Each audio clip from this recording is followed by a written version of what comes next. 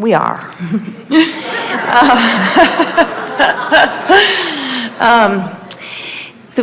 What you were just talking about, what I'm thinking is along the same lines. I'm really thinking about resistance and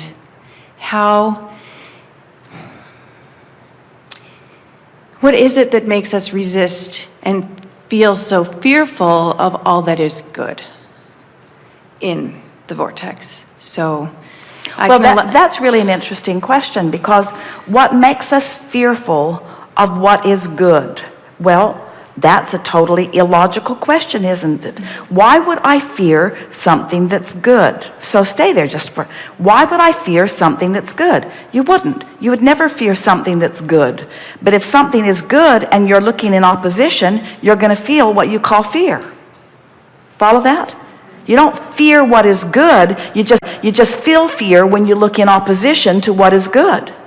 So when you feel fear, you're not looking at what's good. You're looking at the absence of what you think is good. Did you follow that?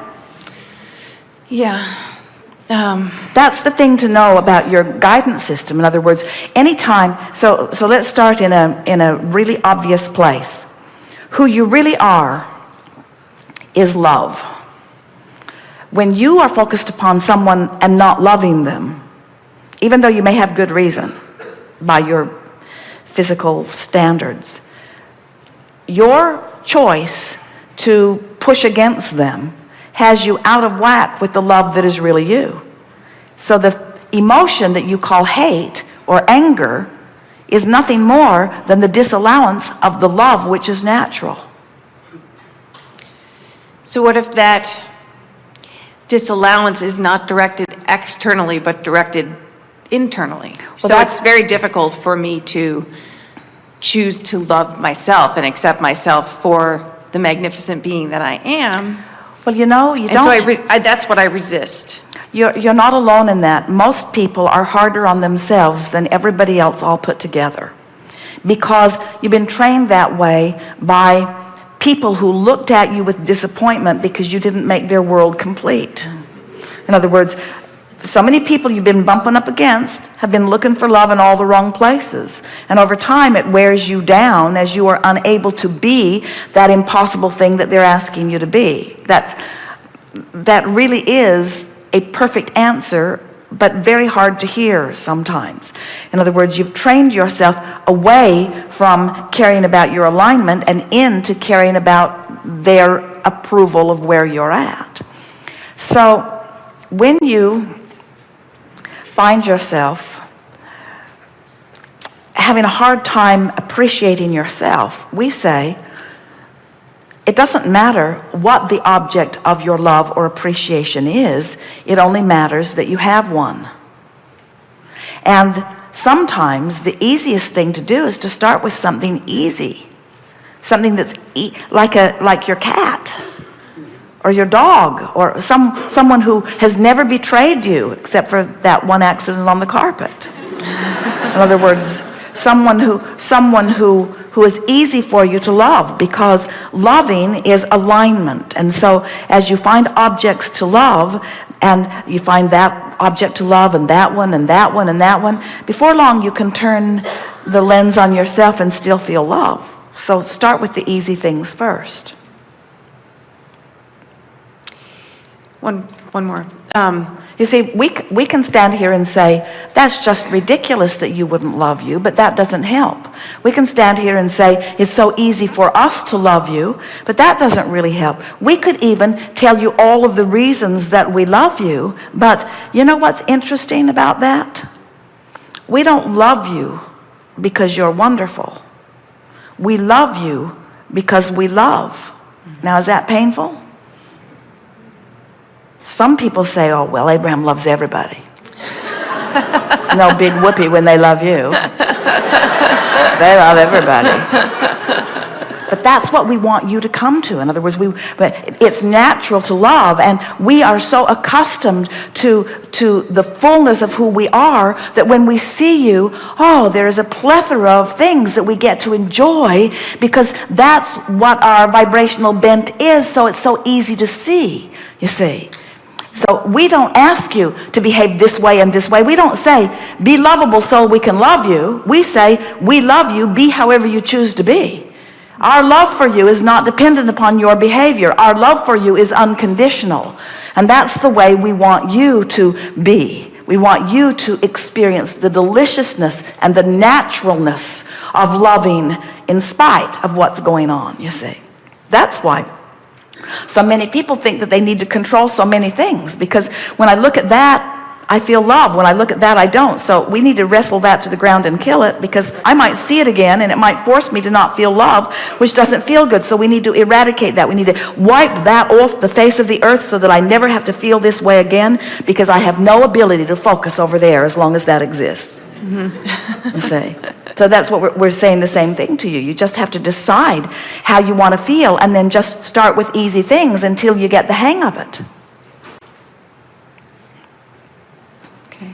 People have trained each other. People have trained you. They've said to you, if you behave in this way, I will love you.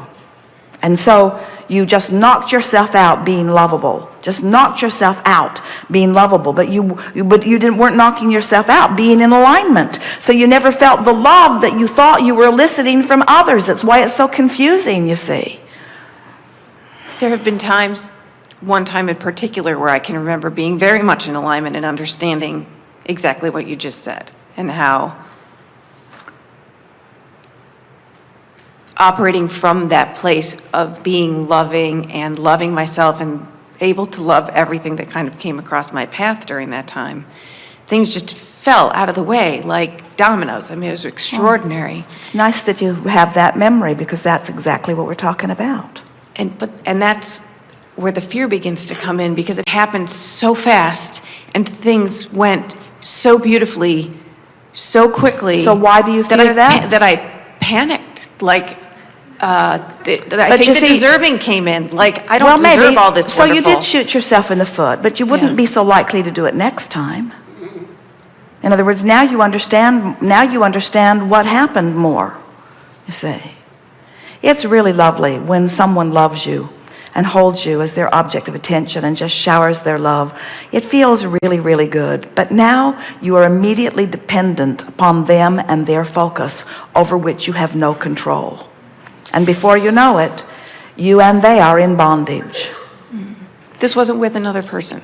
This occurred as a function of my actually forgiving several people who had hurt me early in my experience. Well, do you know what forgiveness is? Forgiveness is withdrawing attention from the thing that's keeping you out of the vortex. That's all forgiveness is. It's turning your attention to something that puts you in the vortex instead of towards something that keeps you out of the vortex. So forgiveness is just returning to your vortex. That's all it is. It's being who you really are. Right. So really the key is to think in terms of what you are presenting, not what is being presented to you. If you want someone to love you, you are looking for love in all the wrong places. If you want to find objects of attention to love, now you're really onto something, because there are so many. One night, in an effort to just get into the vortex, in the midst of some troubling things that were active in Esther's experience, she just focused upon her new pillow and just appreciated that pillow. It sounds ridiculous that the pillow was her easiest object of attention. It wasn't snoring.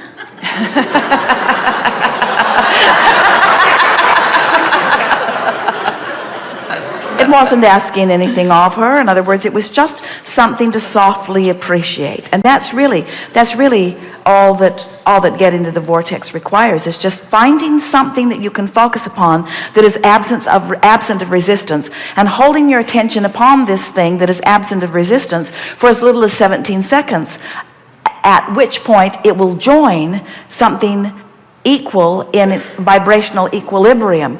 Then if you are able to maintain it for another 17 and another 17 until you pass the 68-second mark, now you are effectively in the vortex. Now, it doesn't mean that you'll stay, but it means you're effectively in the vortex. And as you accomplish that again and again and again and again, before you know it, you feel like this loving being that you are.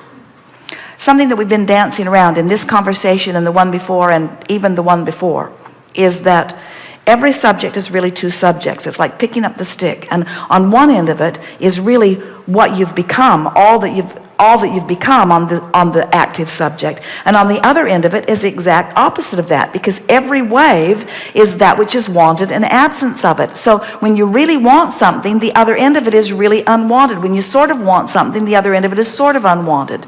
They are equal in their power. And so when you've experienced something that you've wanted, something that you knew from the day you were born, and something that you've been seeking every day since, because innately you know you're supposed to feel like that and have been reaching for that. Once you sort of blundered into it because you didn't know what combinations of thoughts or events or situations caused you to be that cooperative component to all that alignment, it's logical that in the experiencing of the ecstasy on that end of the stick of alignment, that your rational mind would say, but what about the other end? It's what people mean when they say they're waiting for the other shoe to drop. Yeah. When something feels so good, then there must be something lurking. And what's at the heart of that is an inability to love yourself in the way that the source within you loves you. We want it to be easy for you to expect wonderful things to happen to you. We want you to be so in tune with the source within you who adores you unequivocally and without any strings attached, just loves you because you are there to be loved and you are lovable and you are a viable part of the source energy itself that is love. You are love. You are loved. You are love. You are loved. As you practice the feeling of that, you'll relax into a feeling of well-being that cannot come from any other place. It's that thing you were describing. And it's a love beyond someone who is physically focused shining their love on you. In other words, someone could be physically focused and get themselves all geared up to give you the undivided attention of their love, and as it's being showered around you, there has to be a conscious recognition that this can't continue, because I cannot continue to be your only object of attention. So just your rational mind in and of itself says, this feels so good and I don't ever want it to stop, but I know it will, because no one can hold you as their object of attention in that way. No other physical being can do that. And that's why we say looking for love in all the wrong places. You don't want to count on that kind of love. It's nice when it comes, but it's not where you're reaching for your resources. It's not where what you're reaching for. You're reaching for alignment with the fullness of all that you are, that will never let you down. Never gets squirrely, never gets distracted, never forgets about you, never is unaware of you, always is there, shining, bright, offering a signal, always available for your alignment. There it is. Always available for your alignment, which is the feeling that you were describing to us. And everybody else in your world, no matter how wonderful they are and how much they love you, and many of them do, they are never going to be always available to you, because that's not their mission for you. They came for their exposure to life, and they have an inner being always available to them, you see. When people say they're in love, you know what's happened? They have allowed themselves to be each other's object of attention and have connected each other to their own respective inner being.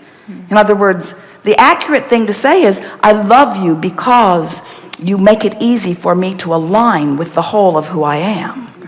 Right. That's the accurate statement of what being in love is. And what we would like to say to all of you is, don't make it so easy for people to find their alignment, because you spoil them. You make them look for love in all the wrong places. If you be very lovable, they'll forget they've got an inner being to tune to, and they'll hold you responsible for the way they feel, and then it all goes south from there. Right. Really good. Thank you.